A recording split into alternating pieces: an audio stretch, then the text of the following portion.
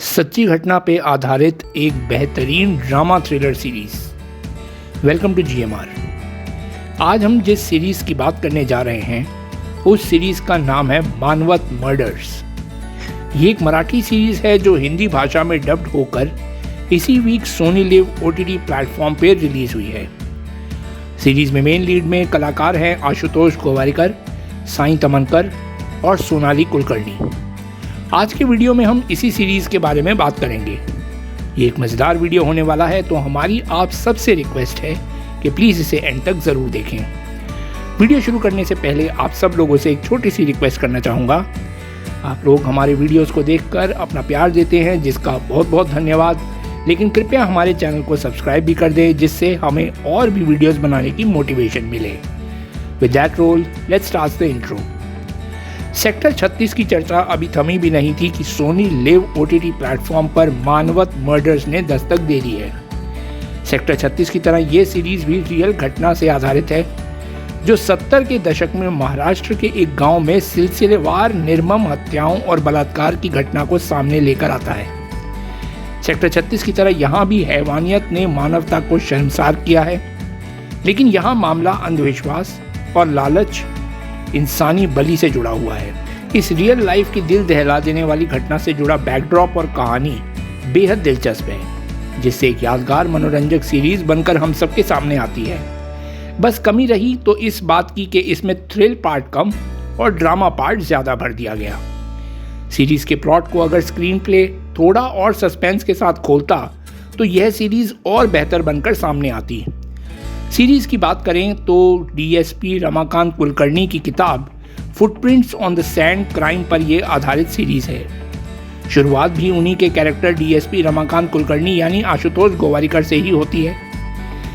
वह पुलिस प्रशिक्षण में कैडेट को क्राइम केसेस के सुलझाने के बारे में अपने अनुभव को साझा करते रहते हैं। उसी बीच उनका तबादला मानवत केस पर कर दिया जाता है, क्योंकि एक के बाद एक महिलाओं और बच्चियों की हत्याओं से पूरा सिस्टम परेशान हो चला है।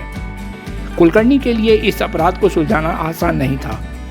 उसकी तहकीकात उसे गांव के सबसे रसूख इंसान रुक्मणी यानी सोनाली कुलकर्णी और उसके पति उत्तम राव यानी मकरंद अनासपुरे तक पहुंचाती है। उनकी गिरफ्तारी हो जाती है, लेकिन हत्याएं फिर भी रुकने का नाम नहीं लेती। आखिरकार असली अपराधी है कौन? उसका मकसद क्या है? क्या DSP कुलकर्णी अपराधियों को सजा दिला पाएगा? यही इस सीरीज की मूल कहानी है। वैसे सीरीज पूरी तरह से असल घटना पर आधारित नहीं है। उत्तम राव रुक्मणी और उसकी बहन को सुप्रीम कोर्ट ने सबूतों के अभाव में बरी कर दिया था। सिर्फ उन 4 लोगों को फांसी हुई थी जिन्होंने हत्या की थी, और उनसे ही ये हत्या करवाई गई थी। इसके पक्के सबूत जांच अधिकारी नहीं दे पाए। इस सीरीज की बात करें तो इसकी मूल कहानी में एक उम्दा मिस्ट्री थ्रिलर बनने की सभी चीज़ें मौजूद थी। मर्डर मिस्ट्री, पुलिस की जांच और ढेर सारे सस्पेक्ट, लेकिन कहानी में सब कुछ होते हुए भी पर्दे पर उसे मनोरंजक ढंग से सामने नहीं ला पाए। सीरीज के शुरुआती एपिसोड, खासकर पहले और दूसरे एपिसोड में कुलकर्णी के कैरेक्टर को बिल्डअप करने में कुछ ज़्यादा ही समय लगा दिया। भारत का शेरलॉक होम्स जैसी कई किताबें जोड़ी गई। मौजूदा दौर में कॉप का रियल प्रेजेंटेशन कुछ इस पर्दे पर लगातार हो रहा है कि DSP कुलकर्णी का कैरेक्टर फिल्मी ज़्यादा फील होता है। ह्यूमन बिहेवियर और साइकोलॉजी की अलग अलग परतों के जरिए इस कहानी को इससे जुड़े कैरेक्टरों को दर्शाने की उम्मीद थी, लेकिन यहाँ पर सब कुछ ब्लैक एंड वाइट जैसा रहा। ये बात समझ आ जाती है और होता भी वही है। फिल्म का ट्रीटमेंट बेहद स्लो रह गया है। कैरेक्टरों को दर्शाने की उम्मीद थी, लेकिन यहाँ पर सब कुछ फीका ही रहा। सीरीज का बैकग्राउंड म्यूजिक भी फिल्म के विषय के साथ न्याय नहीं कर पाता। सिनेमाटोग्राफी कहानी के अनुरूप है। 70 के दशक के महाराष्ट्र के एक गांव को हर फ्रेम में रखने की पूरी तरह कोशिश की गई है। एक्टिंग की बात करें तो सोनाली कुलकर्णी ने रुक्मणी के कैरेक्टर में बहुत ही बढ़िया अभिनय किया है। साईं तमनकर भी अपने रोल में बहुत ही मजबूती के साथ दिखी हैं। अगर इस सीरीज में सबसे बढ़िया एक्टिंग किसी की लगी है तो वो है आशुतोष गोवारिकर, जिन्होंने अपनी भूमिका के साथ पूरी तरह न्याय किया है।